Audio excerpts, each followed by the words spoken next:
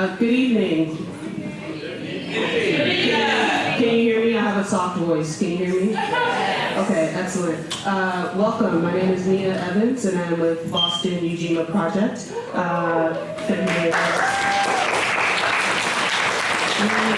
We are very excited. We want to jump in and get started as soon as possible. So just a few quick logistics. One, housekeeping and logistics. One, Mayor Tubbs is not able to join us in person, but you do see Mayor Tubbs on the screen above us. Mayor Tubbs' wife is pregnant and due any moment now. So there might be some additional excitement tonight. Any questions can be directed to interim Mayor Rose. Sitting in the front row. Additionally, Mayor Carter. So we're all here for the same reason. So we're definitely excited that we are able to be joined by young Black progressive mayors, and also being mayors, their schedules are busy. So Mayor Carter actually has to leave pretty early at 6 o'clock, and so. Sir? I think 6:30. Oh, 6:30? Oh, okay, so there's a little more time, but we'll keep with the program that we've agreed to. So I'll lay out what the program will be based on Mayor Tubbs's constraints as well as Mayor Carter's. So for some housekeeping, restrooms are if you go out this door here, you make a right and then you make a left. And there are 3 sets of restrooms. And if you turn around during the event that we need to evacuate for one reason or another, the exits are through the doors that you came through. So we have 2 people from the city who would like to give a couple of words of welcome. And before I do that, I just want to make sure I acknowledge Boston Ujima Project staff and Center of Economic Democracy staff. So if you're on staff at Ujima, if you could stand up really quickly if you're in the room.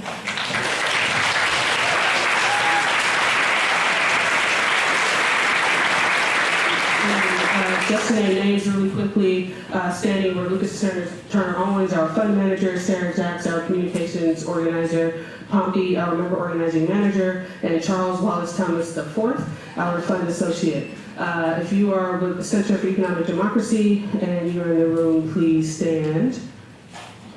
All right, so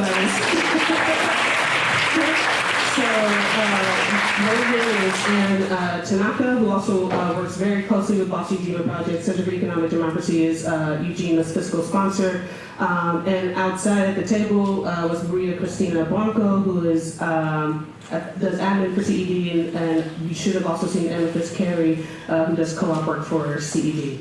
So the way the program will work tonight is we are going to hear a couple of short presentations from each mayor. We'll start with Mayor Carter. And what we'll do is then we'll take 1 question from the audience, then we'll go into the next presentation from Mayor Tubbs, 1 question from the audience, and then we'll go into the next presentation from Mayor Lumumba. And because Lumumba has a less tight schedule this evening, then we'll take that into discussion. I don't want anybody to interpret that as who's more committed. Exactly. And then it'll go into discussion with Mayor Lumumba, and then discussion between Lumumba and myself, and then questions from the audience. We asked the mayors. Lumumba also told me he was going to completely derail my conversation, so I'm also prepared for that. But we asked the mayors to talk about conditions in their cities and challenges and strengths. Some of the economic and equity policies that they are undertaking that they are particularly proud of, that they would like Boston to take note of, and if there are any offerings for Boston. And then just some reflections on the past. We had dinner last night and we had Enterprise Institute this morning. If there are any reflections from Boston and or Ujima to reflect on that. So that's what they'll give a presentation on, but just really quickly I'll invite Joyce Linehan to do a couple of words of welcome, and then after Joyce, Lori Nelson. Thank you. I would like to spend a valuable mayor time on behalf of Mayor Walsh. I'd like to say welcome to the 3 mayors that are joining us today, as well as to all of you. Welcome to the Bolling building, which is of course the central office for the Boston Public Schools. Also like to recognize a few of my colleagues who are in the room aside from Lori, Jason Ewas, who is the director of the Economic Mobility Lab, Taylor Payne, who is the new director of the Housing Innovation Lab, and Dave Burke, who gave up his Sunday to do all your time today. So thanks to all of you. I just want to say thank you to the Ujima project for the partnership that they have with the city. They really helped inform our thinking around the Economic Mobility Lab as well as around the Office of Financial Empowerment and other things. So thank you, and thank you for being here on this beautiful last day of summer in Boston. Thank you, Joyce. Laura? If you could keep the mic up here for Lori, please. Thank you. Good afternoon, everyone. How's everyone doing? I was here. I'm not trying to block y'all. That you can see y'all and not me. Okay. I was with these wonderful, brilliant minds earlier today to talk in depth about what we're doing as cities. Certainly, I echo my colleague, Chief Lenahan, and welcome you all, but also this wonderful collective to this work. Thank you for all that you do. Thank you for your partnership, Ujima and Aaron and everyone in the room. We certainly look forward to working with you in the future. I've committed to these persons and my man on the screen, who I'm very happy is about to be expecting, okay, how we want to, see, and there's a smile, all right, and so however we want to move forward in partnership, we are happy to do so. I had the Office of Resiliency for the City of Boston. We focus on race and equity, and so I was very happy to meet people who are also engaged, and again, like I said, on behalf of Boston, anything you all need, you let me know, and we move from there. So thank you so much, and we look forward to working together. Thank you. And with that, I will give it to Mayor Carter to take it away for us. Well, thank you. I want to say first, thank you for hosting this with us. Just like the folks who put this weekend together for us. It was a really insightful and inspiring week. The opportunity to have this conversation is really strong. Do me a favor though, give it up. Like we have like young people, young leaders here, and I just want to say especially thank you for being here. Thank you for your interest and your stake in our community.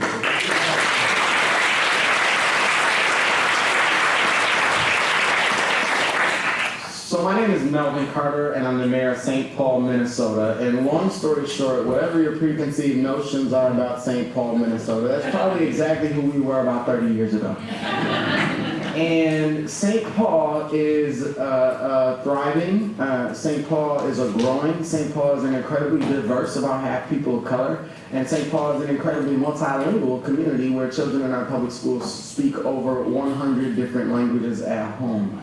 St. Paul is a city that is home to the to more river frontage of the Mississippi River than any American city. We're also home to the longest row of historic mansions in the country. So next time you're playing a trivia pursuit game, you'll have those two. You'll be armed with those two facts.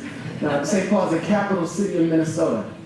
I was sharing earlier that Minnesota is a phenomenal state at the kind of macro levels. We lead the nation with regard to education outcomes, with regard to home ownership outcomes, with regard to health outcomes, with regard to wealth and income and you name it. So sort of across the board, we lead the nation. And also in all of those areas that we sort of plant our state flag on, we also have some of the worst disparities, some of the worst gaps in the nation as well. Such that, similar to Boston, similar to too many places in the country, we can still predict the child's expected life outcomes more accurately based on what she looks like and what neighborhood she lives in than on how hard she works in school. That's not right, that's not acceptable for her, but it's also not a sustainable way to grow a community. It just is not, it just doesn't work.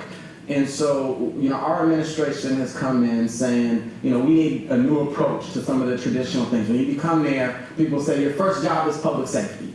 And I agree with that. I tell folks all the time, a safe community is the sort of foundation upon which we build every other ambition for our city. However, we also know that a public safety framework that starts after something bad has happened just doesn't work. Right? The centerpiece of our public safety framework in America for the last generation has been if we just hire more cops, if we just build bigger prisons, if we just hire tougher prosecutors, then our communities will be safer. There's not a community in America that can bear out that that's actually the case. I saw a blogger recently, just last week, who was saying that if that was the case, America would be the safest place on the planet because we've tried that over and over and over again. So we're saying we need a more proactive way to connect people to opportunities. opportunity and to connect people to community, and that's, in a nutshell, the way you build safe communities. Where economic development is concerned is the same way. We need a new approach to economic development, right? For the last generation, for a city like St. Paul, our highest ambition, economically speaking, was to find business in Wisconsin, or better yet, Minneapolis, right? Where we could pay some money to get them to move their business to Minnesota, to St. Paul. Right now, in St. Paul, like many cities across the country, we have more, by far, job openings than we have job seekers. And so if we're really about saying we're going to grow our economy, it starts with growing it from within. And so our goal is to really do three things to think about the economic transformation. It really involves three things to me. It involves helping people just have more money to work with in the first place. So we've raised the minimum wage to $15 an hour in St. Paul. We've eliminated late fees in our public library system, which is something that is a really powerful mission. So the second piece is saying, what are the things that our families spend the most money on? Families spend an enormous amount of money. You know what this is. It's housing. It's early childhood and post-secondary kind of expenses. It's transportation. It's food. And across those areas, saying, how do we find ways to kind of make those things more affordable? And then the third piece is helping people build wealth, right? We're going to talk about equity, and our definition of equity comes from my undergraduate degree, which is in business administration, and it's pretty simple, right? We talk about equity as justice and fairness, and the picture's looking diverse, but we need a more finite and firm definition of equity to play out. And one of the themes that was, I think, came across in our conversation throughout the day really coincides well with my definition of equity from business school. Equity is about ownership. And equity is about a share of ownership that with it, by definition, has to come decision-making power, has to come the ability to participate in the financial rewards as an entity, a company, or a community grows, right?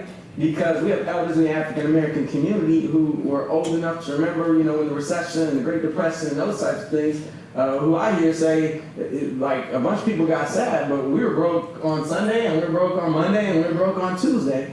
And, we have people in our community who we read about whether the economy is good or bad, but we don't necessarily see our lives being different because of that, because of the stock market or because of NASDAQ. So it's the ability to participate. And then the third piece is the ability to pass it on to my child. And so that's our definition of equity. I think that's what came out of that today. So we created in St. Paul an Office of Financial Empowerment to help people make their money work for them better. If we really want to develop our economy, like, what would it mean for us to raise average credit score by 50 points or by 100 points in our community so that people can have access to cash in an emergency without paying these exorbitant fees, without having to go to a pawn shop and same-day lenders that literally charge like 300 and 400% interest to them, right? What would it look like to make sure we calculate about 5,000 of our lowest income residents who lose out, these are real numbers, who lose out on approximately $15 million a year just by virtue of not filing their federal taxes and claiming the tax returns that are already due them anyways. So, connecting that's an enormous opportunity for financial growth, but we miss those types of real common sense opportunities when we're just focused on saying, how do we recruit a business and how do we grow jobs in our community. So all that said, I've been there for a year and a half. I'm excited about the opportunity that we have. I'm excited about the energy that we've had in our city. I've already mentioned that we've raised the minimum wage and eliminated late fees in our libraries. We've tripled the free programming for kids in our St. Paul rec centers. We've invested millions of dollars on an unprecedented level for our city in affordable housing. But the biggest thing that we've been talking about is how people engage. And so we're also, working to sort of just renew the social compact between government and the governed in a way that our community knows that whether we are hiring a cabinet or whether we're building the city budget, we always do it by engaging the voices of people in our community. And the thing that I always tell folks, our mantra is building a city that works for all of us, and that we can't do that without all of us doing some of the building.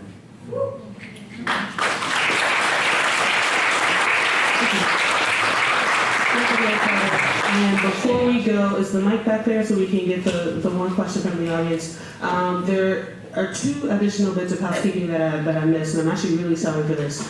We collaborated with this event. We collaborated on this event with the Workers Lab, and Carmen, who's a co-founder and ED of Workers Lab, couldn't join us this evening, but Antonella is here. So Antonella, if you could just raise your hand, we appreciate that. So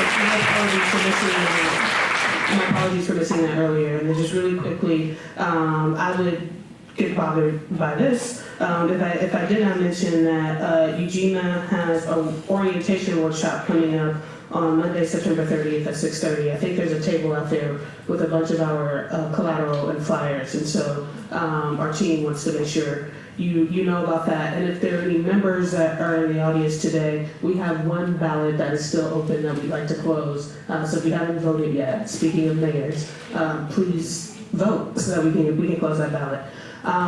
Who has a question for Mayor Carter? I think I saw Marcia's hand up here. Hi, I'm Marcia Jackson. Can you wait for the mic, Marcia, so everyone can hear you? Hi, I'm Marcia Jackson. I'm a retired social worker, but I'm now kind of reaching out to the community doing education.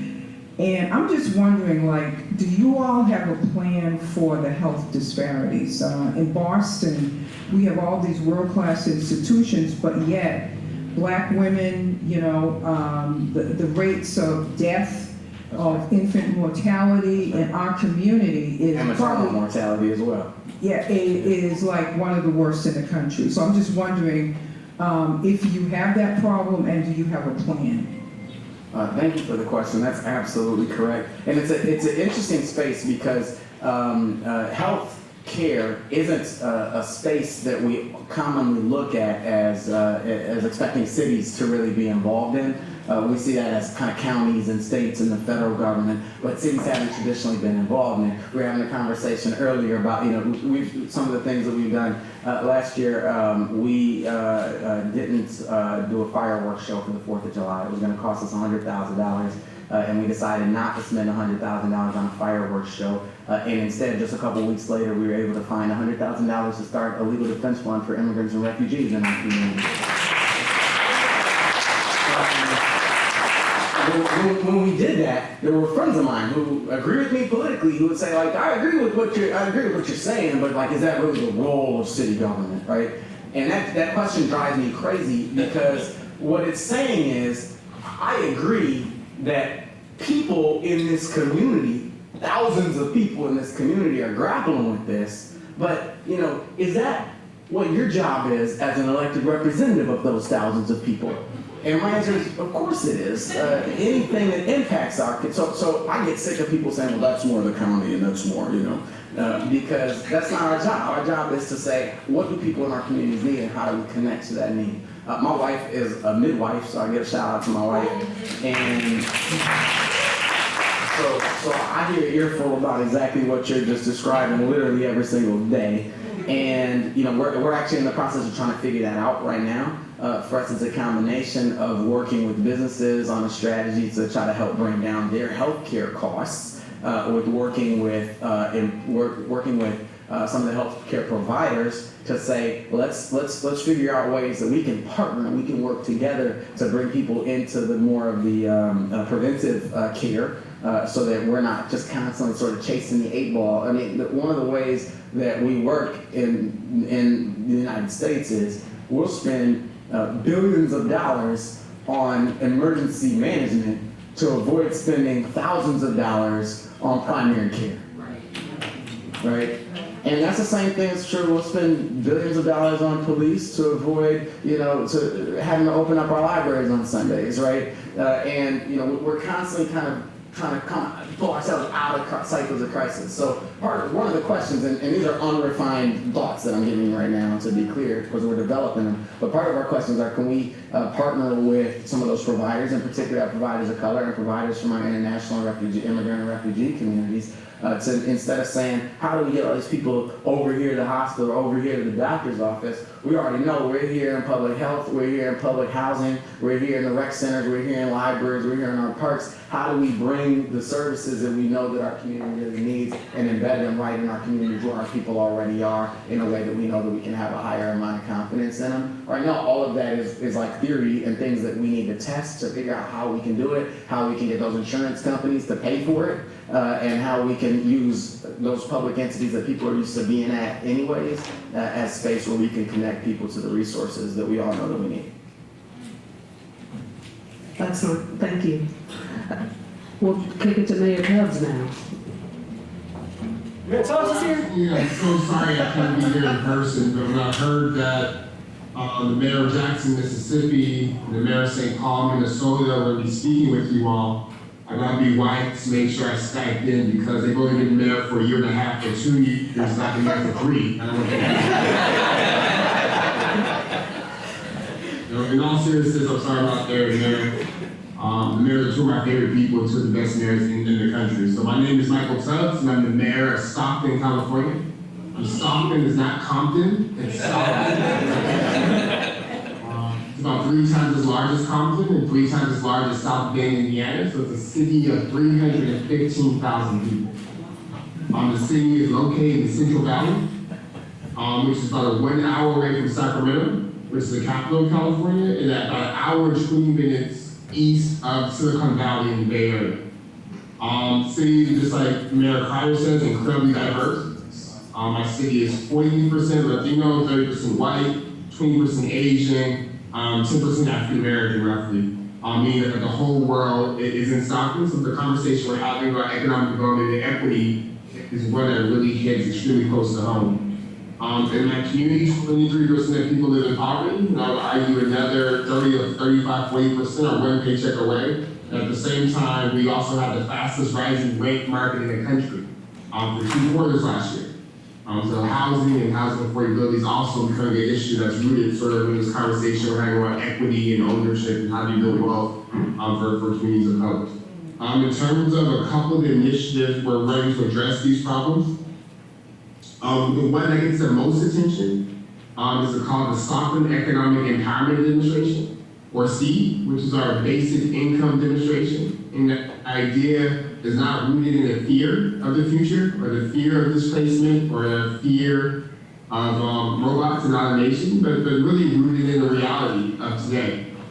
And communities throughout this country, whether we're talking Jackson, St. Paul, Stockton, Boston, folks are working harder than they've ever had before. Dow Jones is increasing, but life expectancy and wages aren't.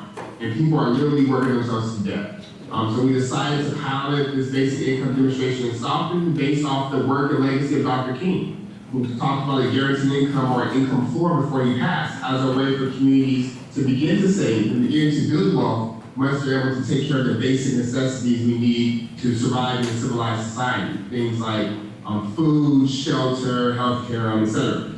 So for the next 12 months, it's been 6 months in, 130 families throughout the city are given $500 a month for 18 months. These families are from throughout the city, and the only criterion for those that are randomly selected were that they be at or below, live in neighborhoods at or below the city's median income for a household, which is $46,000. Which means there's people receiving the benefit who work, construction workers, social workers, people making 60, 70, 80, 90K. And it means there's also people in the demonstration that aren't working, who are disabled, who have been long-term unemployed, or who are doing work that's not compensated in the economy, like caregiving and things of that sort. And I think for me, I wanted to start there because I think any conversation about equity is one that's inherently a conversation about agency. It's a conversation about choice, it's a conversation of power. And I think once people have more agency, once people have the ability to decide what type of jobs they want to take because their basic necessities, again, are taken care of, then folks are in their position to own and to really be part of equity conversations. The second sort of thing we're working on in Stockton, and in California as a whole, is how do we infuse equity into this new cannabis legalization? So in California and Stockton, marijuana is now legal, commercial and medical. And part of the struggle has been how do we make sure that those most impacted and harmed by the war or drugs, neighborhoods, individuals, stand to benefit from us. I think Senator Harris just said yesterday that it seems unfair that Wall Street and Silicon Valley folks are making millions and billions of, and potential billions of dollars off cannabis, while those who have their employment histories complicated, who've had their lives interrupted by said substance, are struggling even to get in the game. So in Stockton, we're playing, we had a previous outlet, we're playing with real models of equity. Like, how do you make sure that communities of color, particularly those harmed by the war on drugs, have some ownership and equity in the city? So we're doing that right now through the permitting and licensing process, where equity applicants who have an owner or at least a 51% owner, are given a separate pool of licenses to apply for, making it more likely that they'll receive said license. We're giving businesses that hire folks who have records with marijuana convictions. We're giving them incentives in terms of a relief for some of the sales tax. We're also talking to different organizations about what does a co-op model for vertical integration of cannabis businesses, so kind of dispensary, the delivery, the cultivation, et cetera. What does that look like as a co-op model? So nothing to report yet because it's incredibly new, but it's a conversation we're having. And just briefly, two other things that might be interesting in terms of this idea of ownership. And as we lean into 2020 and beyond, we're looking to sort of community ownership of utilities. So we're beginning now the process around community choice energy, so that the folks in the community can own the power grid. We're also having a conversation about community-owned fiber and how do we install fiber or partner with private companies to install fiber with the opportunity to buy it back in 10 years, so that we become a smart city, a fiber city, with opportunity in terms of what technology can provide, that the city holds the asset, so that the internet providers have to plug into us and pay us to serve our customers, and we're also able to leverage and make sure that folks aren't paying crazy rates for what's increasingly becoming a necessity in our economy, which is reliable, fast internet. So those are just the four things briefly we're doing in Stockton, and I know Ann Rogan's there, so I'm happy to answer questions if there's time, but if there's not, Ann Rogan leads economic innovation in my office, so she'll probably want to talk more about our strategy around opportunity zones and other things, but we have a lot of ideas, a lot of questions, and I'm also looking forward to hearing from Ann about what she learned from here, because I think some of the work you all are doing in Boston and Roxbury is incredibly inspiring in terms of what does real ownership and equity look like. And I want to thank you all for leading the conversation. Thank you, Workers Lab, thank you, Ujima, and looking forward to the discussion. Thank you. So what I'll do is I'll take a question from the audience for Mayor Tubbs, and then if this isn't putting you on the spot, I'll ask if you can share a reflection from dinner last night and the Enterprise Institute this morning. So do we have a question from the audience for Mayor Tubbs? All right, I saw a hand. I don't know your name though, sorry. Good evening, Tom Shapiro. Good evening, Mayor Tubbs. How you doing? I have a question. You raised the issue of agency, and I would like to hear your thoughts about how you are aligning the guaranteed income project with increasing agency for those that are currently in it, which is a relatively small pilot project. So how do you see that going to scale, and how does that provide avenues for greater agency? Thank you. Absolutely. So I'll take the scale question first, and then the agency question. So in terms of scale, I think for us the idea is let's put a marker, put a flag in the ground, but with the understanding that for it to work, no city can be an island to itself and offer an income floor when no one else does, and it probably has to be a county, state, or federal program. So what we've been doing also is making sure that we're sharing and influencing and advocating from folks from Senate on down. So in California, since the administration, we've actually doubled the earned income tax credit as a state, which is what Mayor Carter talked about in terms of folks who are working poor or just low middle class, $6,000 or $500 a month that they're given to this tax code once they fill out their taxes. So we deal with that in California to include more people. We see that as a way of having cash in front of the income floor, although in that instance it's the folks who have some sort of employment, working. The second thing we're doing in terms of scale, that we've had a lot of conversations with presidential candidates. Senator Harris and her Lift American Act, and also Rep. Ilhan have proposed, again, $500 a month through the tax code, or $1,000 a month through the tax code for folks making $100K or less in this country, and we see that as a promising model and stuff that's building on our work. And we've also just have been having conversations on other ways to make sure people have cash. Those are kind of two bigger examples I think of scale. It's either using the existing tax code, earning a tax credit, or influencing those running on the Democratic side to have a conversation and policy on the income floor as part of the policy platform. In terms of agency, I think just from talking to those in the pilot, it's been interesting because we've had a lot of discussion around this idea of dignity being attached to work or dignity of work. And in talking to people, I've found that folks are inherently dignified, but the work they do oftentimes is not. I often work in undignified conditions, but I often work on undignified hours, etc. And we found that with something as small as $500 a month, it's enough to allow some people to not have to drive Uber after working all day.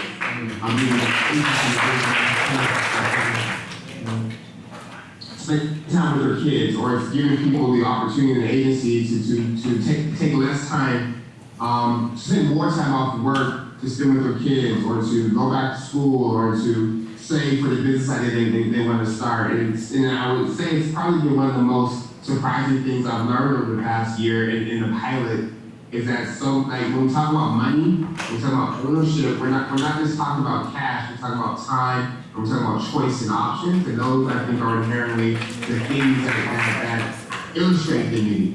And we need to make sure folks have more of. Excellent, thank you, Mayor Tubbs.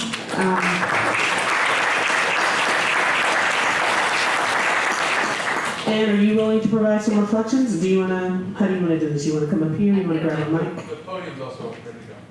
Right there? Yeah. Yeah, great. Okay. Is your back going to be there? Oh, gotcha. All right, excellent. You guys hear me? Great. Thanks, Mayor Tubbs. So a few quick reflections. By the way, thank you, Workers Lab and Ujima. It's been amazing to learn from what's happening here in Boston. I think from our perspective, it's becoming clear to me from these types of conversations here, and also the types of questions we're getting from businesses and community groups in Stockton, that cooperative businesses are not a fringe thing, and they have to move more quickly into the mainstream because it can't be perceived as a luxury. Worker-owned opportunities shouldn't be seen as a luxury, they should be seen as a necessity. And I think the more that we sort of socialize real-life examples, that's really important. The mayor brought up opportunity zones. Broadly, it's a tax incentive that allows investors with capital gains to invest into low-income distressed communities. And a lot of those conversations are inherently inequitable. You have folks that have a lot of money and are looking for places to plop it. And I think we can look at ways, cooperative structures, where there's a pathway to community ownership, even if you do get initial capital that's from outside the community. So I think that's really an interesting model that we should talk about post-lab. So thank you, everyone. Thank you, Ann. Mayor Lumumba. All right. Good evening. We do a little better than that. Good evening. It is a pleasure to be here with you this evening. I'd like to start off by thanking Ujima, the Workers Lab, my brothers here, Mayor Tubbs, Mayor Carter. We have a really genuine friendship where we often text one another, we steal ideas from one another. And I think the best friendships are those where your friends challenge you. And so we have a number of ideas that we exchange, and so I'm always just grateful to hear the thoughts that they have. And I'd like to thank you for being present here. Give yourself a round of applause. So there are a few disclaimers that I want to start off with before I get into my remarks. One is that, you heard these wonderful mayors and their thoughtful responses and really outlining, the work that's taking place in their city, and it's clear that they're brilliant. When I came in the door, I was greeted by one brother who said that, listen, I had the opportunity to hear your father speak here in Boston, and it was so dynamic, right? And then I met another brother who said that, listen, your wife was here about a year ago, and it was the most amazing thing that I had ever experienced. So I want to lower expectations. I'm not going to be any of that, but I'll do my best to contribute. So before I get into Jackson, Mississippi, I really want to give a statement on the ideas that really bring us all here at this moment in time and the importance of what we're discussing. We've mentioned the word equity a number of times this evening, and what that brought to mind was a conversation that we had in New York. I was with these brothers. We're part of a leadership initiative. That's where we first met, all of us. And in this leadership initiative, we were tossing around ideas. We were learning from one another, and it's one of the best professional development experiences I've ever had. And one of the questions that we had posed to us is, what can we attribute to the growing inequity in our world? And you had all of these thoughtful responses, obviously, from the two gentlemen here, many other mayors that were there. We were talking about innovation versus workforce. We were talking about, education. We were talking about so many different factors that are worthwhile discussions. And I was struck by the question itself. Because what I said is, from where I sit, I think that we're approaching this question from the wrong premise. And that is the premise that something has gone wrong. Right? And I said, from where I sit, I see a system that is operating in the way that it was always intended to. Right? And if anything, it's probably overperforming. Right? It's probably overperforming. The other disclaimer that I was going to give is that all of the thoughts and opinions that are coming from this mic are not the thoughts and opinions of Ujima or a workers lab or anybody else. So y'all giving me this mic so you have to deal with what I say now. Yeah, I'm on the pre-comments. Yeah. So as we think about this idea of labor and work and value, in this time where we really see just an erosion of integrity, an erosion of an appreciation for people's work, this mantra of make America great again, right? What I learned about love was that if you love something, you have to love it enough to challenge it to be its better self. And as we look at this nation, if we're honest about a history of exploitation of labor and history of exploitation of people, and we think about this make America great again, the reality is that America hadn't gone wrong. America has never been right. It has never been right. And I say that so that we really prepare for honest critique of what we're dealing with here. So the city of Jackson is approximately a little less than 170,000 people. Earlier I tried to give myself more people. And it is 3 times the size of the next largest city in the state of Mississippi. It is 85% African American. And it is a city that has experienced cycles or a cycle of humiliation, like many of the communities that look like it. We've seen divestment, we've seen poor performing schools, failing infrastructure, high crime. And so what we are presenting is the idea of creating a dignity economy. An economy which focuses on the inherent dignity of every person. You know, often when we look at successful cities, we look at the great edifices that they're able to build. We look at, you know, GDP. But that really doesn't speak to the true conditions in which people live in and whether people are really experiencing the quality of life that they deserve to experience. So some of the things that we have been able to achieve, you know, one of the early successes that we had really happened out of crisis. And that was, we saved our school district to maintain under local control. Our school district, thank you. Our school district was under the threat of state takeover. It was all but the governor's signature away from that taking place.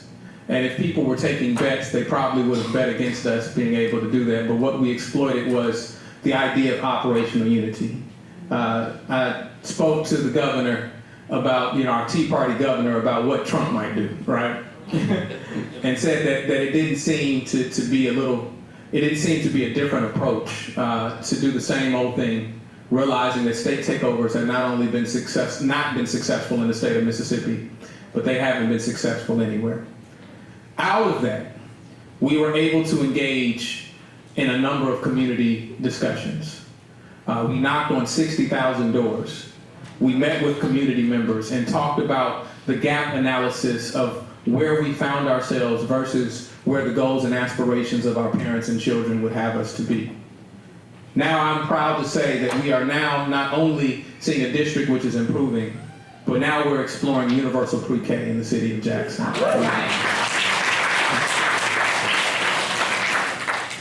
And we've looked at the dynamics of what affects performance of our young people, right?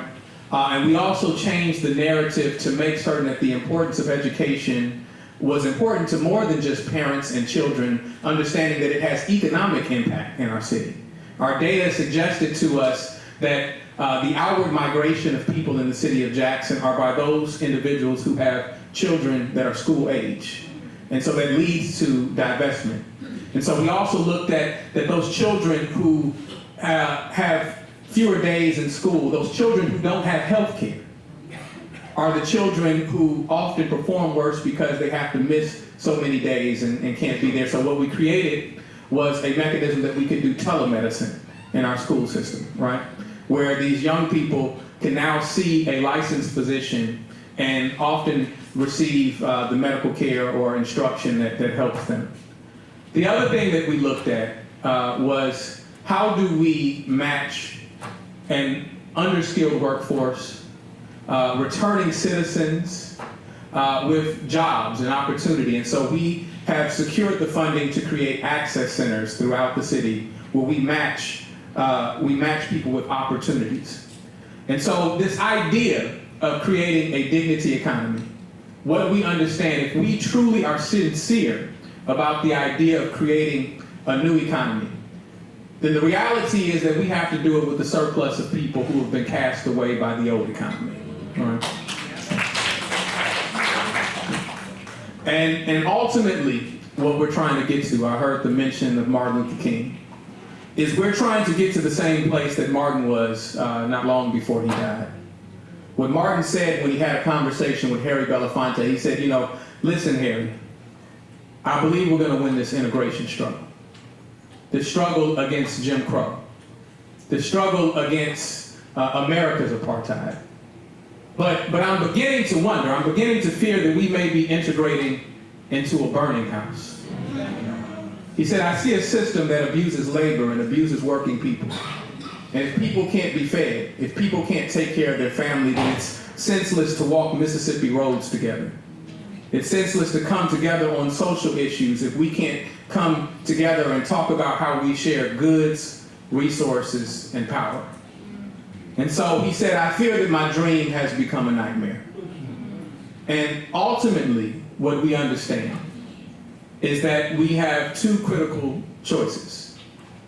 We have the choice of economics for the people and by the people, or economics by a few people for themselves.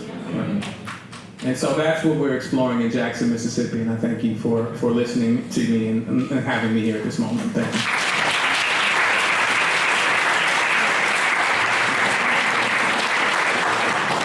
Thank you, Mayor Lumumba. Is there a question from the audience? Enid. Hi, Enid Epstein. Thank you so much, all of you, for sharing. I'm curious, Mayor Lumumba, in terms of... A mic's coming, by the way. I can hear you, but... Okay, I'm just curious in terms, thank you for sharing. All these are inspirational stories and exciting. But I'm curious in terms of Jackson, in terms of the dignity economy, which I think is a great concept. What's the role of worker organization in that process? Because last I looked, Mississippi has one of the lowest union density in the United States and has a history of very much anti-union animus. And so my question is, how do we do that with workers not having, to me, workers need the right to have self-organization also. Yeah. Thank you for your question. And you know, it leads me into a number of things that I would say. I'll try to be as concise as possible. You know, when we look at preemption and we look at, you know, the state's impact and the culture that has been established in Mississippi for a long time, you know, I tell people that in Mississippi, when people ask me, well, how did you feel in Jackson after Trump was elected president? I say, well, I felt like I woke up in Mississippi, right? And no matter whether Trump was president or honestly Barack Obama before him, if you were poor before Barack Obama, you were poor after Barack Obama. Thank you. And what that signals to me is that the cavalry isn't coming. And if your plan for success is dependent on someone else seeing value in you, then you don't have a plan, you have a wish list, right? And so that's why we lift up this idea of cooperative enterprise, because we truly understand the importance of it, right? We truly understand how unique it is. You know, Jackson is not a city that has a problem producing wealth. It's a city that has a problem maintaining wealth. And all of the money that is made between 9 and 5 just happens to be out by 6. And we've seen businesses that come and succeed and thrive, but they haven't been vested in the city of Jackson. They're not vested in the economic development of the city. They're not vested in the workers in the city. And so that's why we believe that the community has to create those opportunities for itself, right? And we expect that there will be ebbs and flows in the struggle of how we do that. Because if we're talking about cooperative enterprise, we have to big up Fannie Lou Hamer in Jackson, in Mississippi, not Jackson, in the Mississippi Delta, right? Who was one of the first to look at organizing poor farmers and how poor people pooled their resources together in order to compete in this society. And so we're doing the very same thing right now, right? We're doing the very same thing in reimagining what a cooperative enterprise can do as a means of leveraging our position and becoming more of a threat to the people who would have us not do that, right? Because of the work of Fannie Lou Hamer, it was created as law in the state of Mississippi that you couldn't incorporate a cooperative institution, right? Now, you can incorporate in Delaware like any other business that does so.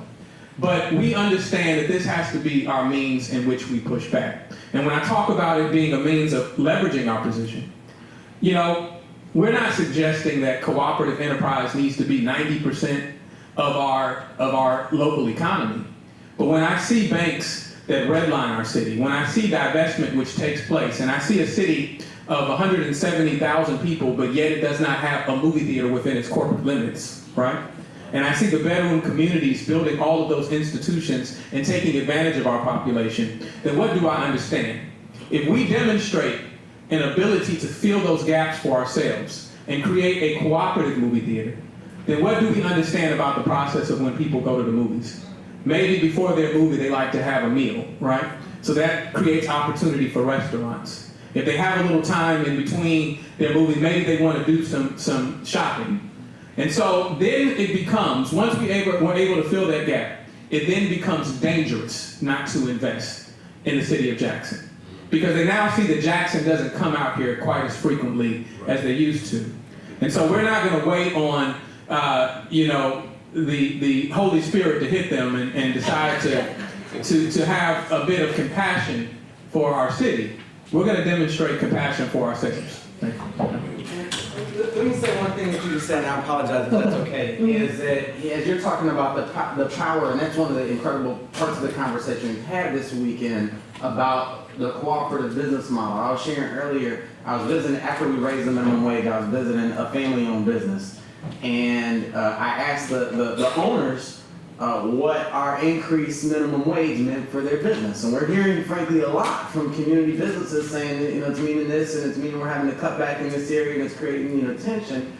And I asked the owners of this business what it meant for their business, and they looked at me like I was funny. They said, well, we're a family-owned business. Like, our purpose is to empower our workers, right? Like, I have to pay more to my granddaughter. That's our purpose. And it struck me that we live in an economy in which a business that exists for the purpose of the financial empowerment of its workers feels like an exception.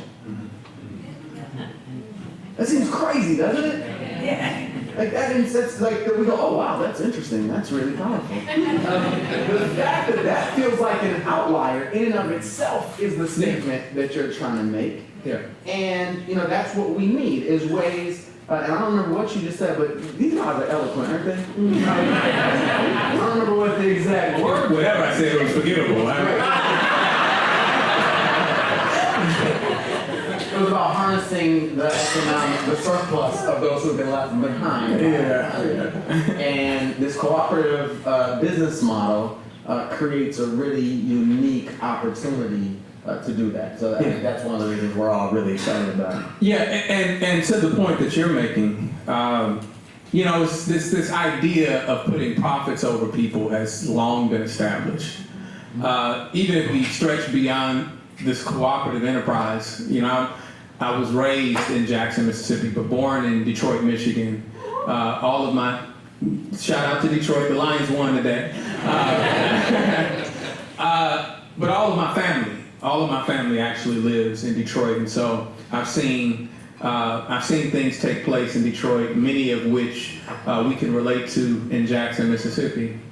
And when we think about the auto industry in the city of Detroit, we can remember a time where these auto companies were going more towards robotics. And the unions stepped up and said, what you should do is give people shorter work weeks, but pay them the same, allow them to spend more time with their family so that the family dynamic is well established and you don't have all of these people suffering. And to the brains of the auto industry, that seemed like a ridiculous notion. And ultimately, they laid all of these people off only to find out and hurt themselves because what they didn't realize is that robots don't buy cars, right? And the very people that worked in the auto industry were the most loyal supporters of the products that they created. And so as we push back on this notion of workers' rights, as we push back on this idea of establishing not only worker ownership, but worker governance, we have to create a narrative to people to understand that this isn't the idea, the notion that people are afraid of change is a misnomer, right? Most people aren't afraid of change. Most people are afraid of loss, right? And so if we can shape the narrative in a way that they see how it is a collective game, and it supports the ecosystem of how cities thrive, and move away from just looking at GDP as a metric of what a successful city is, and look at socially sustainable development goals. And that is a more appropriate context to look at success and failure. Thank you, both Mayor Lumumba and Mayor Carter. So I think Mayor Carter has to leave soon. So there's a question that I want to make sure you all have a chance to answer before Mayor Carter leaves.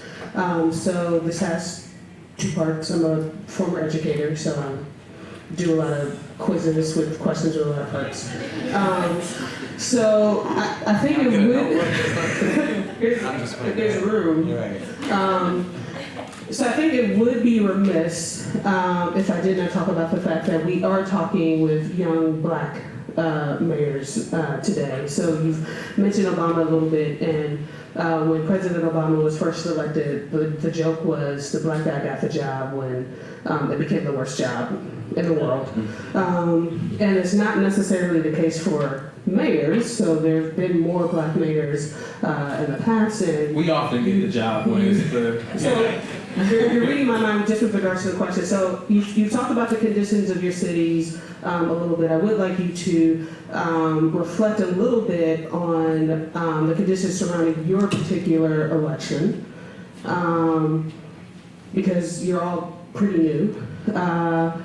How I would say both race and racism have presented unique challenges to your mayoral teams, if you think that they have, as well as, because I'm definitely hearing a lot more innovation than I hear from some other mayors, as well as how they have probably made you more effective. That's the first part. Second part is Mayor Lumumba. There's a comment that you made last night with, and this was attached to the notion of communities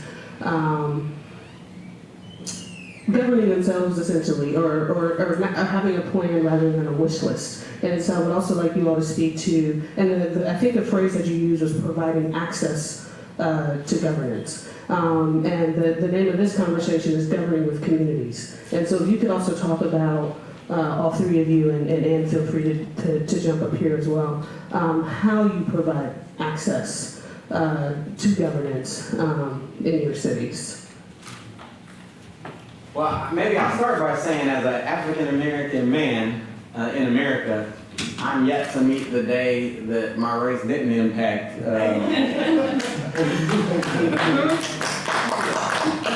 And certainly our campaign was one of them. You know, I think probably the big, what some folks, if you knew St. Paul or Googled our race, would say was one of the defining moments was when I was running for mayor and my house got broken into. My father's a retired 28-year member of the St. Paul Police Department, and among other things, the person who broke into our house took 2 firearms that were his, that he passed down to me after he retired from the police department.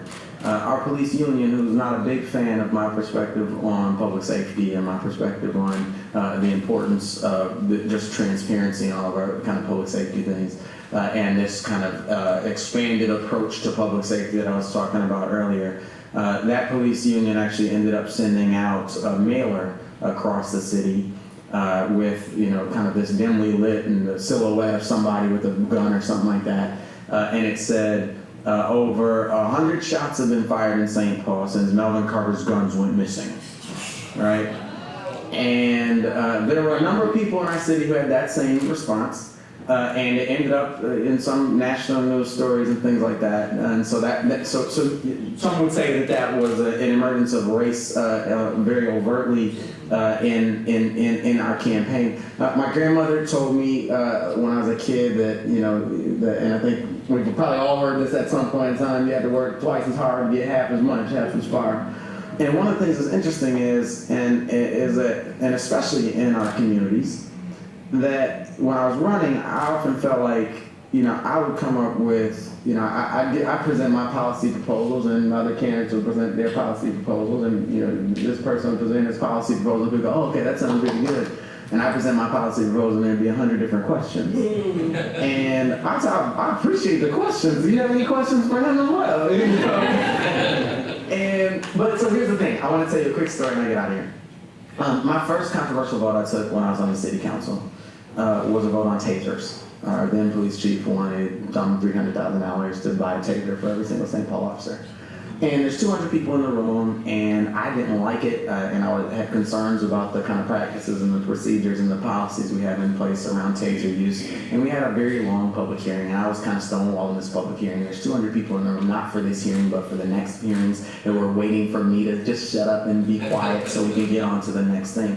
And there came a point in time, and it's one of these moments where we all know how the council is going to vote when this is all over, but I wanted to get some things on the record. There came a point in time where I felt like I started feeling small. And I felt like I need to just kind of shut up and just stop and let all these good people go about their day I made my point, I need to stand down. I turned around and looked behind me. There were literally 4 people of color in this room, and our hearing chambers were full. There were 4 people of color from my neighborhood in the room. I turned around, literally just 4, in a room of 200. I turned around and looked at them, and they went.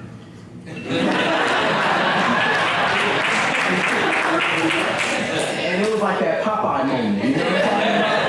Like it literally felt like that Popeye moment where you eat the spinach and you're like, I felt so inflated by that. And I say that to say this, like it is so easy to remember when Trump tweets something asinine to stand up and say, no, that's crazy. But sometimes we forget when the mayor of Jackson is doing something amazing, or the mayor of Stockton is doing something amazing, or your local city council member or your local school board member is fighting a good fight to do something amazing. Sometimes we forget to just stand up and just let somebody see us standing behind that person. And so, and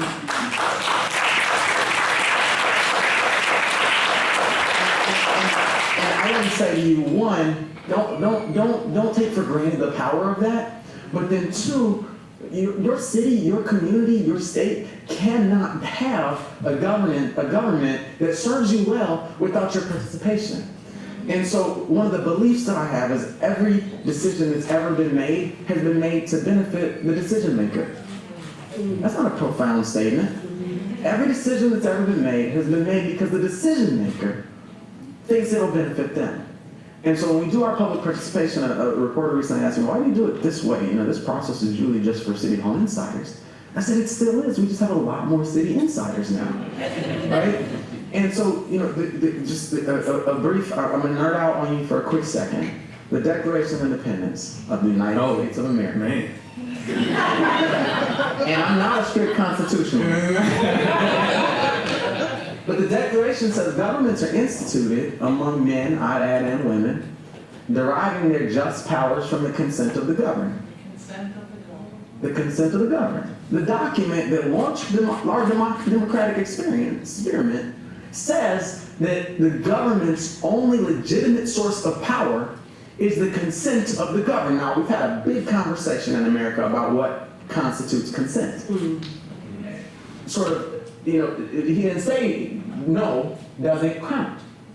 We've decided that, not speaking up and just silent kind of consent, silence by consent doesn't count as consent.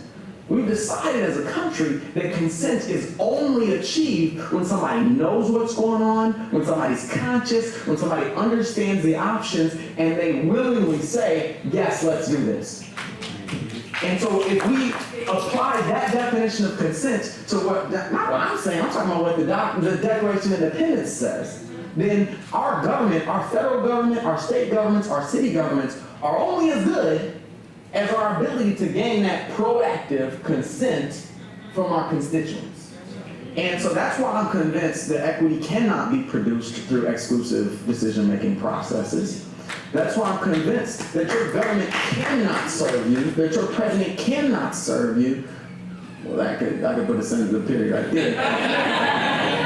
That your city council member and even your amazing, young, energetic mayors cannot do the things that we need to do for our community without those communities plugging in and being a part of this. This has to be a team sport. It has to be about all of us doing this together. Listen, I love y'all, and I appreciate the opportunity to get in this conversation. I have to go to the airport. One more thing. I was going to say, before you go, can you say one specific thing to make sure your constituents plug in?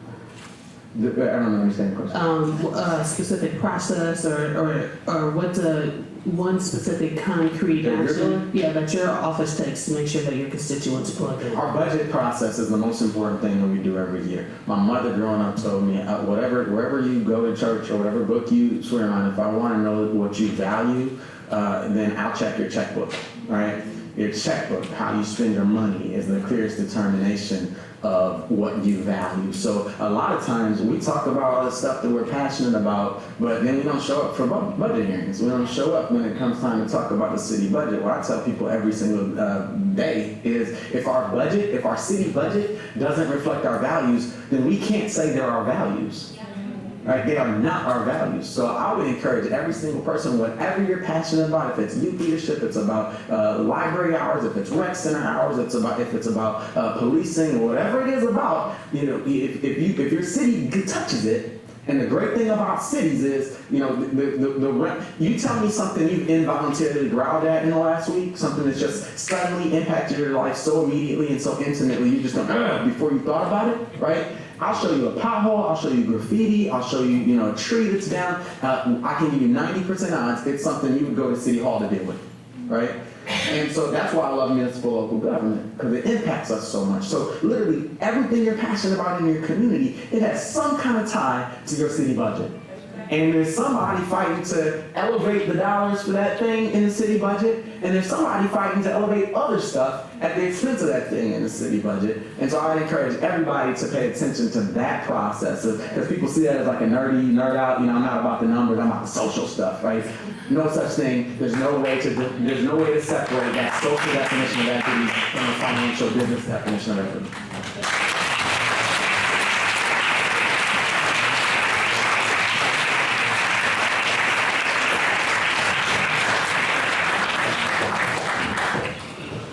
Mayor Tubbs is still with us. Do you want to jump in on that? Should I repeat the question? Right, it's about like inclusive government, it's about like racism. Yep. Awesome. So let's do racism. I think, particularly in 2019, if there's a first anything that just suggests a lot of some sort of ism in said institutions. So as the first Black mayor of Stockton, I think, particularly being Black and also being incredibly young, the past 3 years have been really interesting. Navigating the terrains of race, particularly in the city where Black folks are like 10% of the city, particularly in the city where 40% of my population voted for President Trump, particularly with the city council where 3 of my council members of 6 are Republican. It's something that I lean into and work with every day. But what I found, and so I think one concrete example would be last year, we had a conversation about the future of city-owned golf courses. So in the city of Stockton, there's 10 golf courses, 2 are city-owned. One's in a county pocket and one's in the south part of the city. And over the past decade, the golf subsidy kept increasing. So at a time during bankruptcy, when we were slashing firefighters and closing libraries, we kept paying for golf. So I just understand why are we subsidizing golf? Why should we subsidize golf? So Melvin's pointed about legislative reflective values. So I said, that I thought it was like non-controversial, that we should stop subsidizing golf. The golf course is open, they should close. And then you got a firestorm. So there was the stop there tub signs all around the golf course. The golf course was going to proxy about affordable housing and who belongs where and what belongs where. It became this whole meta conversation about the community, just about kind of who Stockton was in the past and who we're becoming. And I would say because of the interesting and heated conversation that ensued, we got to a solution where we're not subsidizing golf courses anymore. But we also got to lay bare some of the disparities and lingering resentments that still exist in our community, particularly around issues like race and class. And I would say that because when I was elected, I won 72% of the vote. So I was like, racism is part of the past. And as a first Black member, we're in a modern day, like that doesn't exist as much anymore. That just hasn't been the case. I think we've responded by just being very clear about our values. So whether it's standing up to Jeff Sessions on immigration matters like we've had each and every time, including sending letters and doing press statements, whether it's been lifting up the Pride flag for the first time in the city or Pride this past June, whether it's been honoring the legacy of the Filipino community in Stockton, is being very clear that, particularly in this moment, that in Stockton, diversity is our strength, that what makes us different are distinctions, and that's a good thing, and that there's going to be no attempt, at least in this administration, in the city, to divide and split people up, and that we also have to reckon with the fact that racism is real, and it's bad not just for Black people, or it's bad not just for Latinx people, or it's bad not just for Southeast Asian people, it's bad for everyone, and that harms the body politic. So no matter what's happening in the White House, on the ground in Stockton, we're going to do our best to treat everyone as human, and doing so ensure that everyone has dignity. So that's kind of our experience on the racial. And I would say, particularly with issues of policing, and issues of crime, and issues of affordable housing, there's always a lingering racial especially around housing. We think about who lives where, we think about affordable housing, when you think about where people deserve to live and zoning, there's always a racial underline because a lot of issues we have with housing, at least in Stockton, because of racist policies like redlining and the way we zone different communities, et cetera, 20 years from now. So now we're having that conversation again. It's like, well, race is embedded. It's something we're still trying to navigate, but I think what we've done is we lean in as much as politically possible, probably a little bit too much sometimes, but I think that's the only way to effectively govern. In terms of the second question around inclusive models of governance, I think given the fact that our city, because of the bankruptcy 7 years ago, we don't have the staff capacity we need, we're forced to really co-govern with community organizations. So two really good examples of that. As a city council member, we started a group called the Reinvent South Stockton Coalition, which is a coalition of activists, decision makers, and nonprofit leaders. It's going to help be a thought partner and a governing partner in terms of what we need to do to reverse the trends in the south part of the city, which just experiences the worst outcomes, has massive discrepancies, etc. And through, so that committee, almost like the People's Assembly, I know that Mayor Chokwe does in Jackson, has been super helpful in ensuring that that part of the community has a voice and that they're literally the governing agency that proposes policy for me to pass or that gets grants and distributes to different community organizations. So that's been super helpful in ensuring there's a focus on a particular part of the city, but also making sure that different types of people can feel part of that governance. And the second example would be in our climate resilience initiative. So in California, there's grants for cities to reverse environmental injustice trends. It's really invest in communities that have worse health outcomes because they have bad air, bad water, and no trees because of government policies. So through this, we've built another community coalition of activists, neighborhood residents, et cetera, who are now becoming the city's kind of advisory body and advocacy arm on issues of a Green New Deal or climate resilience and justice. I think for me, as mayor, it's super helpful. I'm not that smart. I don't have that much time. I have a lot of ADD, so it's hard to really focus on everything. So having people who are dedicated or focused on particular issues, who I'm in a relationship with, who come to me and say, hey, Mayor, we need you to do this. And if I don't want to do it, they have the people power to push me in the council to do it has been super helpful. I think it's allowed Stockton to kind of accelerate and do all the hard things we need to do to become a 21st century city.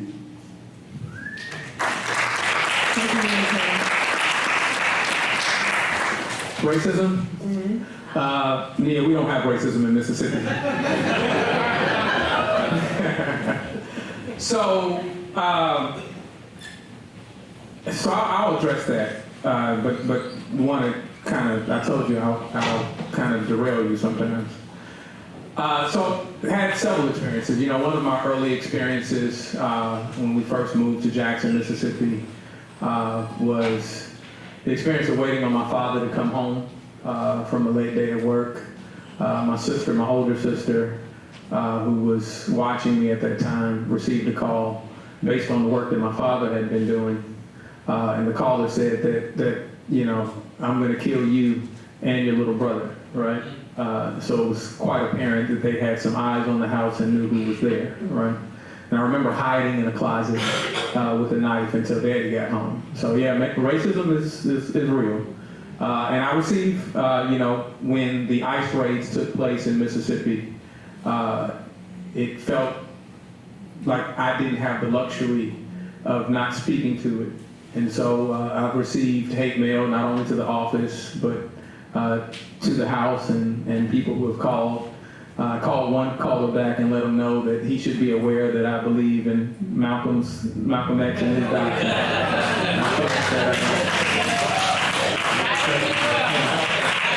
That when Malcolm told me, he said, protect your life with everything you have because it's the most precious thing you got. But if you must lose your life, make sure it's even Steven. All right? So I believe that, right? But beyond that,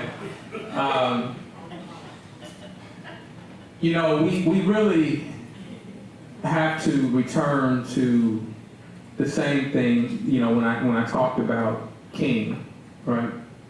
And what King came to, you know, and I'll flip that.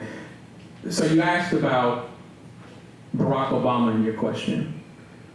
And not long ago, we were trying to convince ourselves that we were in this post-racial society, right?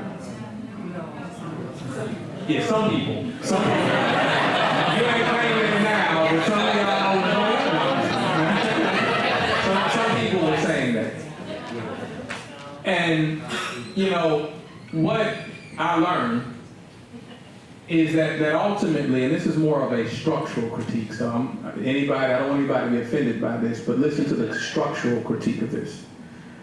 The leadership of our nation and who leads our nation is much like the plantation. Right? And if you look at the plantation, on the plantation you always had an overseer, right? And over time that overseer may be white, and the overseer it is their responsibility to make certain that they get the most yield from that crop, to make sure they put the most pressure on the slaves, to make certain that they're getting everything that they can. And so that overseer may be white, and over time that overseer may have been black, right? If the overseer was black, maybe he didn't beat you quite as bad, right? Maybe he beat you worse, right? But the reality is, whether your overseer was white or black, you were no more free. Right. And so your problem was never with the overseer. Your problem was with the plantation itself, right? And so as we look at this nation, and we consider the dynamics that leads to us having a black president, and you know, when I look at my grandmother and I consider all that she experienced, I understand her pride, and I understand our people's pride to see someone who looks like us in that office, right? But I challenge us to really observe that ultimately it's greater than a question of color. It's a question of ideas. And the idea that you can exploit, discriminate, harm, shoot down in the streets anybody is one of the worst ideas. And so that's what we have to challenge. It is the structural critique to understand how we are operating in a system that looks like that, right? On the question of, what was the second part of the? Access to government. Access to governance. So, you know, we believe that 3 minutes on a microphone in front of city council does not equal community participation.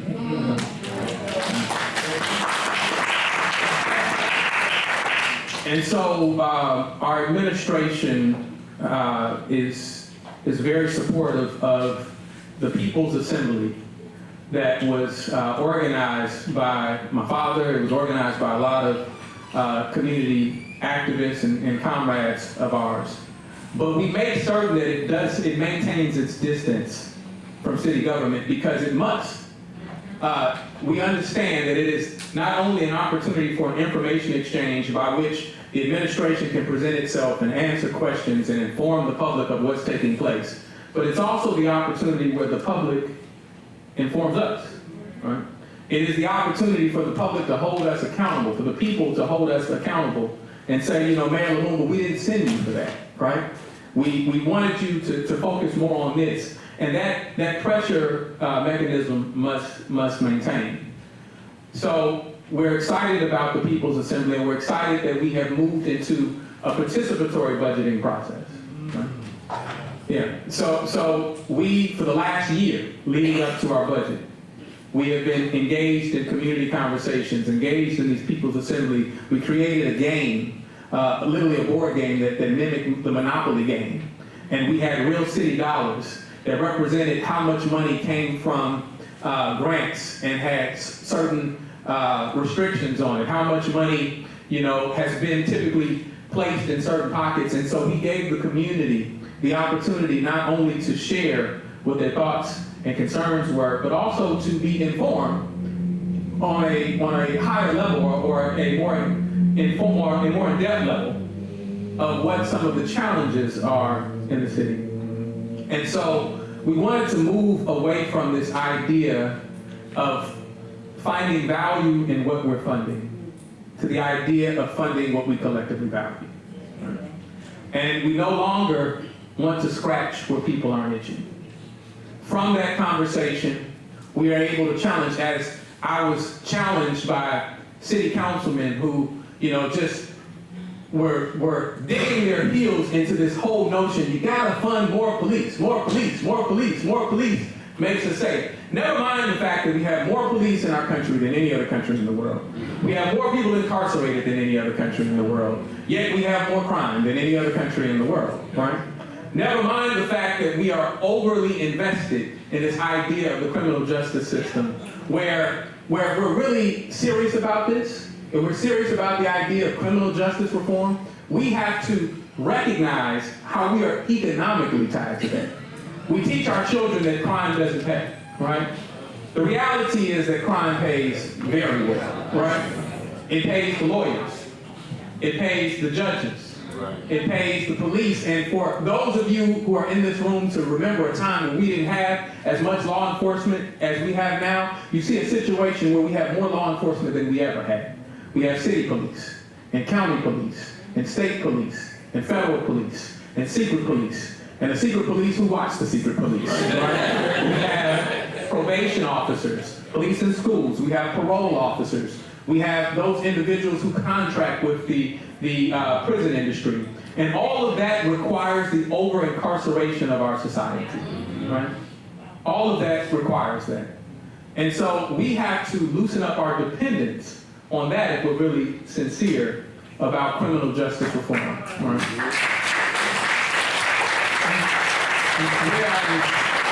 Where I was headed into that is we have, really began to not only focus on the what, but the why. This is one of the things that I've been talking with my brother Tubbs on as we combat the issue of violence, because people's fears are real too, right? People who are seeing people shot on their block and the number of deaths that are taking, that's a very real feeling, right? Never mind the fact that the people who are most threatened, right, are not the people who are in the city hall complaining about safety, right? We're being recorded, so I won't say something. But what we have started.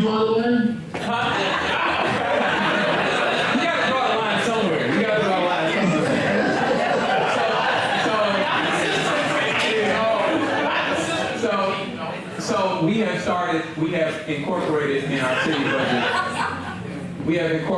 our city budget, the funding of credible messengers. People who understand the unique challenges that some of our young people who are most or highest risk are dealing with. And if you don't do that, then you really miss what's taking place. You can't out-police crime. You can arrest everybody at 5 o'clock. There will be somebody standing on their place on their block by 6 o'clock, right? If you don't focus on the conditions which led to that person being on the block in the first place. Thank you, Mayor Lumumba. I will turn it back over to our audience for questions, and I see a question in the front. Yeah. Thank you, Mayor, for the amazing work you guys are doing, and the City of Boston and Ujima and its partners for this amazing event. When you talk about equity and governing with communities, there's a group of people that you are not representing because, unfortunately, the laws in this country which allowed them to be represented before the 1930s do not allow them to be represented anymore, and these are your non-citizen residents. In a city like Stockton, about 13% of your population is non-citizen residents. I believe in Minnesota, the average is 10%. Boston, 1 in 6 people are non-citizen residents. And back in the 1920s, before anti-Semitism and anti-immigrant aspirations that this country has had since then, non-citizen residents were allowed to vote in city, state, and even federal elections because there's nothing in the Constitution that prevents that, and also stand for those elections. So we've had those kinds of representatives in the past, and perhaps even non-citizens converted to citizens who work for us today. There are 10. You guys are leading, doing amazing things in the country, but you're not leading on this issue right now. There are 10 towns within Maryland that have allowed non-citizens to have municipal voting rights. When we talk about sort of checking the nation state, one of the largest problems with our democracy worldwide today is the rising nationalism that's happening, and you guys represent sort of the local power that that could challenge that. One aspect of that, I think, is representing the residents who are in your communities, working for your communities, paying their taxes, committed, but don't have a vote, don't have any representation. And so I was wondering if you guys have anything to say about that. I'll let Tiff go first. And then... I'm ready. But I couldn't hear most of the question. I know it's about, I think about undocumented folks. Non-citizen residents. I can't hear all you guys at once. Can someone might repeat it, please? Sure. So before the 1930s, non-citizen residents could vote. In municipal elections. And state and federal. And state and federal elections. Because there's nothing in the Constitution that prevents it. Because there's nothing in the Constitution that prevents this. This is not necessarily not the case today, right? But it's not happening. Yeah. In large measure today.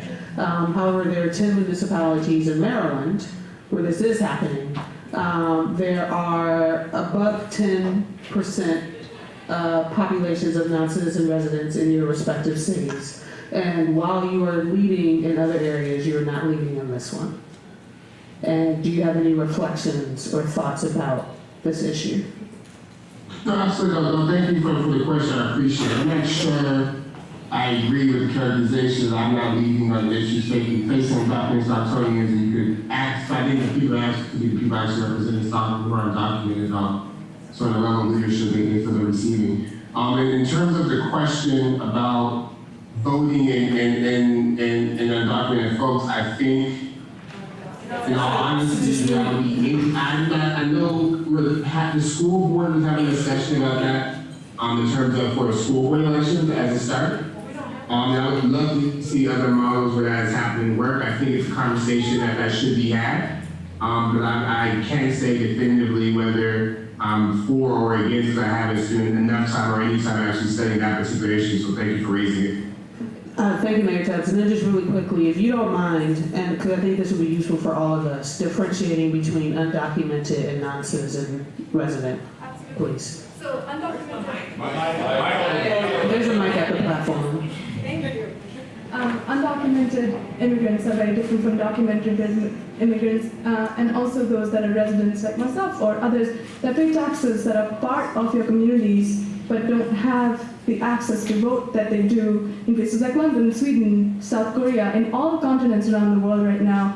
Citizenship isn't actually tied to vote technically in this country or in any other country necessarily. And it was something that wasn't part of our charter as when we were founded or continues. It's been upheld by the court. So it's a question of really just how representative is our democracy really when places are 1/5 non-citizens, but they're denied the right to participate in their localities. Yeah. Thank you.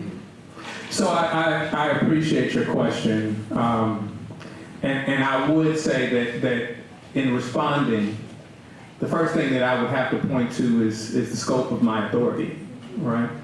And in Mississippi, the scope of my authority doesn't allow me to change that dynamic. Doesn't mean that I won't speak to it, and it doesn't mean that I haven't spoken to it, right? I don't care whether your ancestors came here on the Mayflower or you came, or someone crossed the border yesterday, right? You deserve the same rights and the same opportunities as anyone else, right? That's my position, and I've spoken to it. In fact, I just recently, maybe less than a month ago, did a Newsweek article because, and I know this is not what your question is, but we experienced historic ICE raids to take place in Mississippi. That's when I got those death threats, right? And what I compared it to, because I do feel that there's a gap amongst people of color for speaking up on these issues collectively and understanding how it impacts us. And I drew a comparison to 1927 in the Mississippi Delta, where sharecroppers were forced to stay in Mississippi when the Mississippi flooded in order to uphold the levees. And they were held in concentration camps. and taken advantage of in the same way. And I drew a comparison to how people who are non-citizens and how undocumented people are taking advantage in a way that threatens us all, right? And when you truly understand all of the dynamics at play, not only is it oppressive to the obvious victims of that, but the less obvious victims, such as poor white people, right? So long as there is a threat that anyone is not represented, that anyone can be taken advantage of, then that means, and that's where my whole comment of, as it pertains to labor especially, America hadn't gone wrong, it's never been right?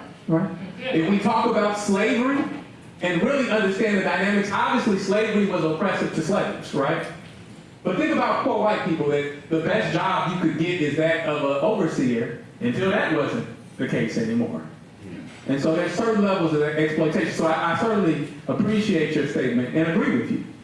And so I believe that it has to be our mission to speak up on this and continue to push it, which I have done, and force the hand of those who is in their scope of authority to change it. Thank you, Mayor Lumumba. Any other questions? Really? Okay.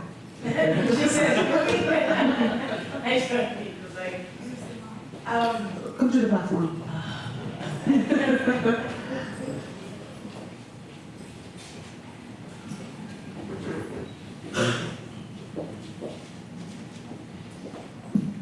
Even Modestine. And Chokwe and I met, but I had the pleasure of meeting his dad years back. And one of my mentors happens to be his godfather. So, Boston, it's directed at you, Chokwe, because I think I know that you have a global perspective and a Pan-African perspective, but I think Boston needs to hear this. Boston is a diasporic city.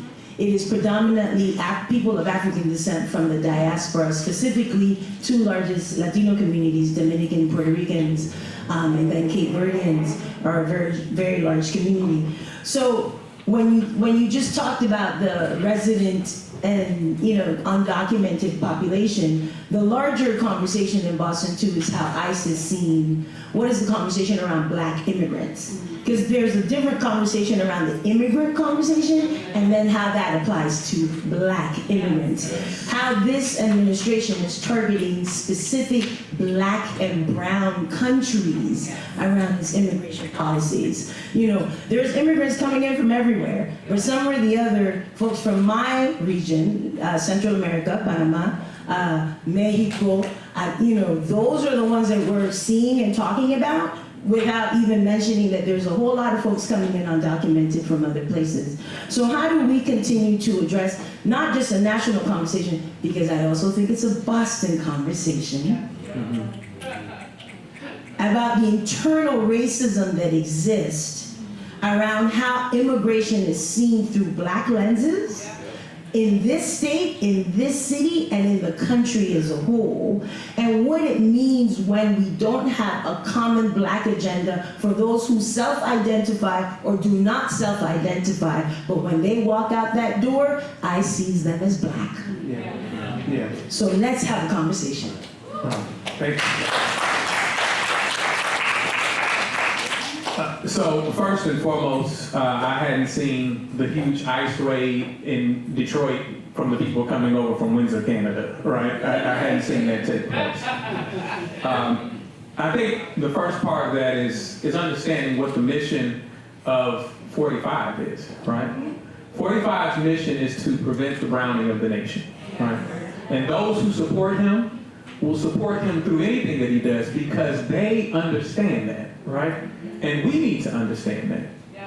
So what we cannot do is contribute to the narrative with,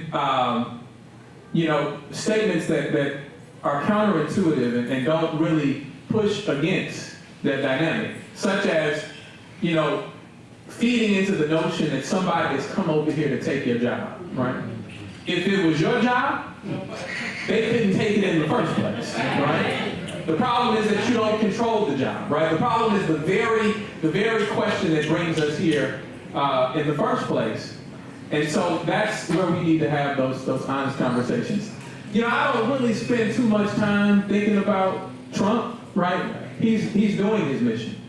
What we have to understand is, as we have, you know, in a struggle, there are ebbs and flows in your struggle, right? We're a part of a protracted struggle.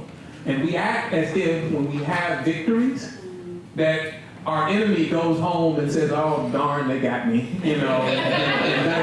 And you know, they morph too, right? They find ways to still push their agenda. And so we have to continue to push against that. Did you want to chime in on that, Mayor Tubbs?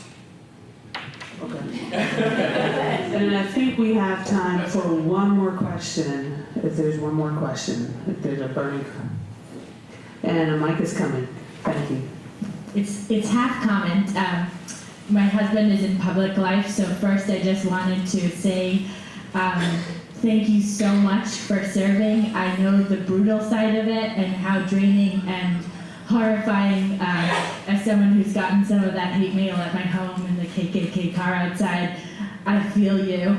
So my question is, what do you turn to for love? What do you turn to for hope? What do you turn to for resiliency on a daily basis so I can tap into some? Thank you for that question, and thank you for the service. You know, while there are challenges, things that we are certainly aware that we have to overcome, honestly, the picture of my city that I see a city which is pregnant with possibilities, right? I see a community that has always been up for the fight, a community that has been willing to demonstrate shared sacrifice. And so that lets me know that I have a foundation to build on. And also, I see my daughters, right? You know, I see a community, you know, I shared that I was originally from Detroit. And so I have no grandmother in Jackson, Mississippi, no aunts, uncles, or cousins. But I have a community that has literally become my family. When my wife and I got married, I didn't know how to do a guest list because, you know, I had to accommodate for the family that was coming from Detroit. And at the same time, the neighbor across the street who has literally seen me more than my family, has spent more time with me than my family. And so I have the pleasure of being incredibly blessed to share this role and to be the mayor of the city of Jackson. So it's the positive far outweighs the negatives. Mayor Tubbs? Yeah, I think for me it's a couple things. I think number one, just my faith. I think the faith that I subscribe to has been hijacked by others who interpret the book differently. But when I look at the Bible, I read about justice. I read about a God who's on the side of the poor and the widow and the foreigner and the orphan. I read about stories of ordinary people challenging empires. And I read about sort of the possibility of change and how no human being is disposable. And that gives me a lot of hope and faith. Even being a 29-year-old mayor with a father who's still incarcerated is very empowering. So all those things have given me a sense of hope. I think I'm also just about my family and the community I serve, much like the mayor. I think for me it's a privilege to be in a position now where the problems I'm focused on aren't problems I'm experiencing to the extent I was when I was a child. I think it's very privileged to be upset about poverty and to theorize about poverty and to pilot solutions to poverty. And I'm happy to be in that position because 20 years ago I was in poverty. I was on welfare. I was living in public housing. So I think just even that art gives me a lot of hope, and also the understanding that the folks in my community who are the most impacted are still hopeful. And they're resilient, and they have to think tomorrow's gonna be better because that's how they're surviving. And that's what how they're not swimming idleness, so that gives you all strength and confidence. And then I think the last thing is just the arc of history, right? I think even this conversation we're having now, 60, 70 years ago, would be illegal in many places in this country. Or 300 years ago, Chokwe, myself, and Melvin would be property, and not nobody's here.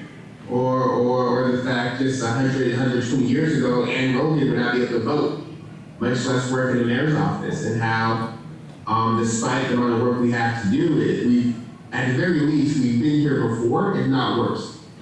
And I think that's what gives me a lot of hope, because it wasn't miracles well, it was miracles, but done by ordinary people like us that really kind of pushed us to the society we have today. I think we have the same, even more agency, even more tools, and even more of an understanding of what a civilized society should look like. And that just gives me a lot of hope if folks like Harriet Tubman and Sojourner Truth and Frederick Douglass and can figure out ways to organize and escape from slavery, to speak out about slavery, and elevate the national consciousness on this issue.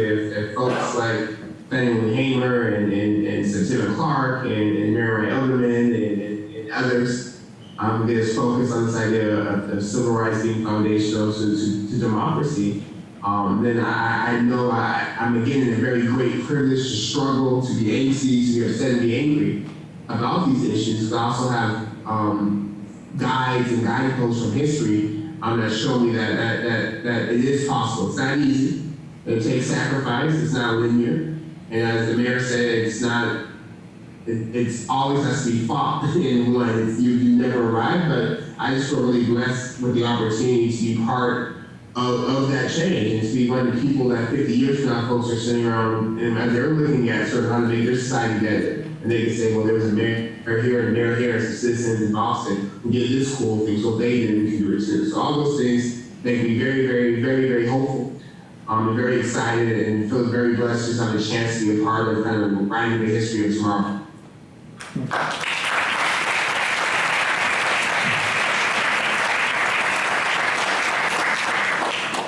Before we go, I just want to take the opportunity to thank both of my friends, Melvin and Tubbs. First and foremost, if y'all knew, they have been texting throughout this, and one day I'll expose what is in this texting. Give me the highest price that y'all can come up with, and I'll let it all go. No, but you know, they truly, I'm amazed by them. Brother, I'm lifting you and your family up. Blessings on your baby, brother. And look forward to catching you on the next go round. I know we'll see each other somewhere soon. All right.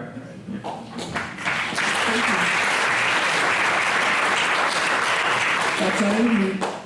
Thank you very much.